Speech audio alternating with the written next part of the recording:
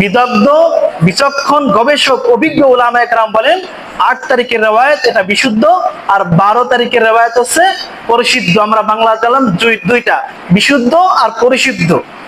বিশুদ্ধ রিওয়ায়াত হলো 8 তারিখের রিওয়ায়াতটা বিশুদ্ধ কাদের নিকটে? বিচক্ষণ বিদগ্ধ গবেষক উলামায়ে কেরামের নিকটে। আর 12 তারিখেরটা পরিশুদ্ধ। 12 তারিখে যে রাসূল সাল্লাল্লাহু আলাইহি ওয়াসাল্লামের জন্ম, এবং এটি কিভাবে, এই বর্ণনাটা আমি এখন করব।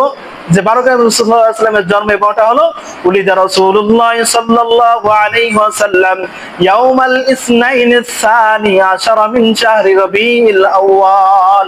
আল্লাহ নবী সাল্লাল্লাহু আলাইহি ওয়াসাল্লাম 12 তারিখে জন্মগ্রহণ করেন। কয় তারিখে? এটা হলো 12 তারিখের রিওয়ায়াত। 12 রবিউল আউয়াল যে নবী সাল্লাল্লাহু আলাইহি ওয়াসাল্লামের জন্ম, এই বর্ণনাকারী যিনি তার নাম হলো আফফান। কি নাম? আফফান। আর এই আফফান বর্ণনা করছে কাছ থেকে, কার কাছ থেকে? আফফান আপনি কার থেকে? আফফান সাইদ থেকে। তাহলে সাইদ হলো উস্তাদ আর আফফান হলো ছাত্র।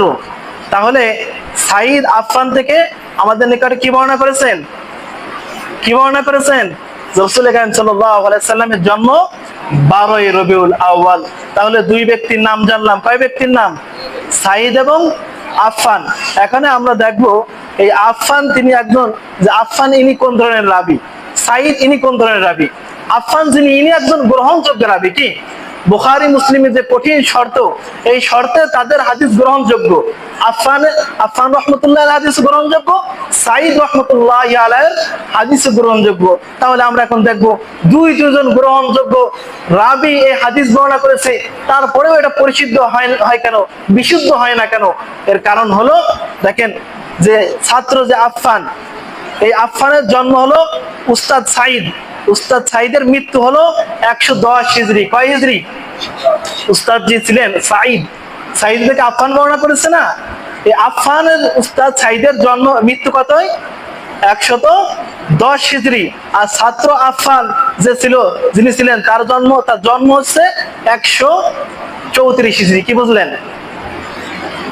উস্তাদের মৃত্যু 110 হিজরিতে, উস্তাদের মৃত্যুর 24 বছর পর 134 হিজরিতে ছাত্র জন্ম। তাহলে তারা ছাত্র উস্তাদ হলে কিভাবে? মনে করেন আমার জন্ম কি, একজন আকাবিরের জন্মের 25 বছর পরে, তাকে আমি দেখুনি, তার মৃত্যুর 25 বছর পরে আমার জন্ম, তাহলে সে আমার উস্তাদ কি করে হয়? তাহলে বোঝা গেল কি মাঝখানে একটা বিচ্ছিন্নতা আছে। আর এই বিচ্ছিন্নতাকে হাদিসের পরিভাষায়, উলুমুল হাদিসের পরিভাষায় বলা হয় ইনকিতা। আর যেই হাদিসের মধ্যে ইনকিতা আসে একে বলা হয় মুনকাতি হাদিস। আর দলিল হিসেবে মুনকাতি হাদিস গ্রহণযোগ্য না। তাহলে থাকলো কয়টা? 12 তারিখে গেল গা। কি 12 তারিখে কি চলে গেল, এবার থাকলো মাত্র 8 তারিখ। একটা হচ্ছে 8 তারিখ, এটা বিশুদ্ধ রেওয়ায়াত, আর 12 তারিখ এটা পরিশুদ্ধ। আবার অনেক উলামায়ে কেরাম এটাকেও কি বিশুদ্ধ বলেন, তাদের সংখ্যা খুবই কম। তাহলে যদি কেউ আমাদেরকে বলে নবীর জন্ম কবে, কেউ জিজ্ঞাসা করো ভাই এনে কোনো ঝগড়া ফাসাদের কিছু নেই, কি নবীর জন্ম হচ্ছে এই বিষয়ে 7টা মত আছে, তার মধ্যে 2টা ঠিক আছে, 8 আর 12। কি 8 আর 12 এটা কোনো বিষয় না। এখন হচ্ছে গুরুত্বপূর্ণ আলোচনা, খুব ভালো করে মনোযোগ দিয়ে শুনবেন। নবীর জন্ম যেই তারিখে হোক না কেন, 8 তারিখে অথবা 12 তারিখে, এটা ইখতিলাফপূর্ণ। তবে যে কোনো 1 তারিখে কি নবী সাল্লাল্লাহু আলাইহি ওয়াসাল্লামের জন্ম হয়েছে, 8 তারিখ বিশুদ্ধ, 12 তারিখ পরিশুদ্ধ। এ নিয়ে ঝগড়া ফাসাদের কোনো দরকার নেই। এখন গুরুত্বপূর্ণ আলোচনা হলো যে নবী করিম সাল্লাল্লাহু আলাইহি ওয়াসাল্লামের যে মানে জন্ম তারিখ কেন্দ্রিক যে বাৎসরিক অনুষ্ঠান হয়ে থাকে, মিলাদুন নবী নামে যে জশ্নে জুলুস নামে যে মিছিল বের করে থাকে, এর সূচনা কোথা থেকে হলো? খুব ভালো করে আমার সাথে বলেন, কোথায়, কবে, কিভাবে শুরু হয়েছে? আমার সাথে বলবেন। ইরাক দেশে। কি? ইরাক দেশের মুসুল শহরে। কি? মুসুল শহরে বাদশাহ আবু সাইদ মুজাফফর কায়কারবি। কি?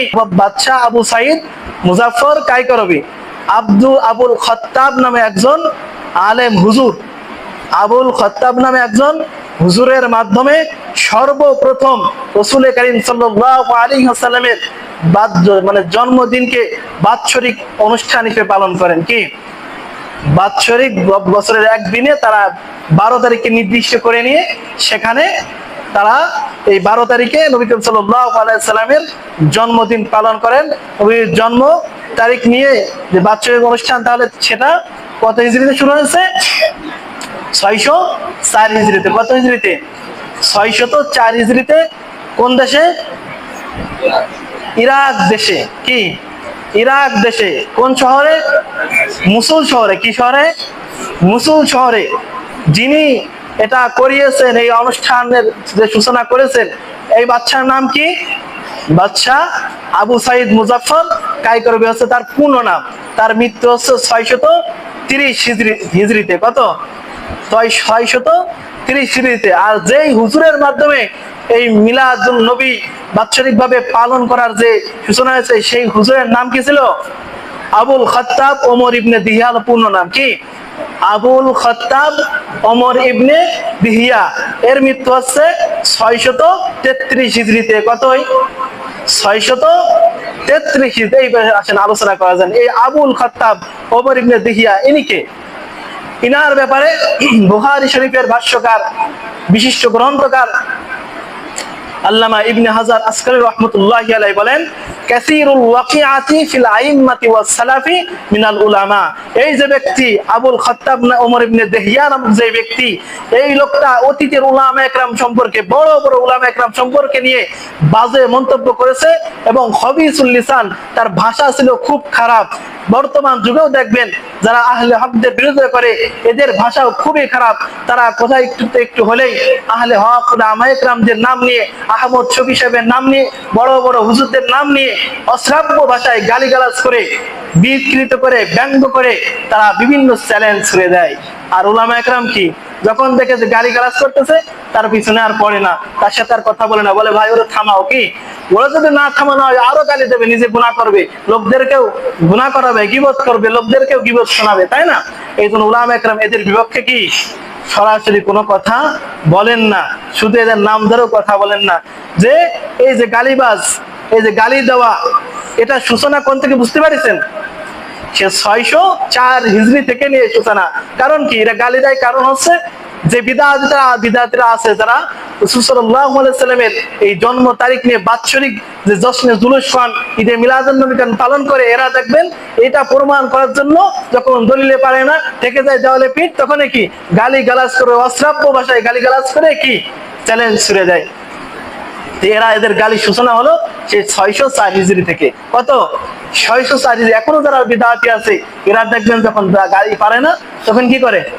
গালি দিয়ে কি চ্যালেঞ্জ ছড়ে। সুতরাং আমি কারোর নামও নেইনি, রোগের নাম বলছি, রোগীর নাম বলছি নাকি? রোগীর নাম বললে। সুতরাং আপনারা বুঝে নেবেন, আপনারা দেখে নেবেন কারা গালি দেয়, কারা হক্কানি উলামা একরাম গালি দেয়। তারাই মূলত ওই যে আবুল খাত্তাব ওমর ইবনে দিহিয়ার গোষ্ঠী, তার অনুসারী। এই ব্যক্তির আরেকটা গুণ হলো, এই যে আবুল খাত্তাব, এর গুণ হলো শাদীদুল কিবর। সে প্রচন্ড বড় অহংকারী। কি? সে বড় অহংকারী, মুতাহাবিরান। আর লোকটা প্রচন্ড অলস ছিল। আর সে বুঝাইতো যে আমি বড় কিছু, আমি বড় আলেম, আমার থেকে আর বড় আলেম এই দুনিয়াতে নেই, এই ধরনের মন্তব্য সে করতো। তাহলে বলেন তো আমরা শুরুতে কি জানছিলাম? বলেন, মিলাদুন নবী অর্থ কি? নবীজি সাল্লাল্লাহু আলাইহি ওয়াসাল্লামের মনে আছে একদম শুরুতে এসে বলেছিলেন মিলাদ অর্থ জন্ম, আর মিলাদুন নবী অর্থ নবী সাল্লাল্লাহু আলাইহি ওয়াসাল্লামের জন্ম। মানে সারাংশ জানতে, সারাংশ পুরো আলোচনা এতক্ষণ যে 10-15 মিনিট যে আলোচনা করলাম, 20 মিনিট, এই আলোচনার সারাংশ এখন। তাহলে আমরা জানলাম মিলাদুন নবী নামে মানে নবী সাল্লাল্লাহু আলাইহি ওয়াসাল্লামের জন্ম। নবী সাল্লাল্লাহু আলাইহি ওয়াসাল্লামের জন্ম কতই?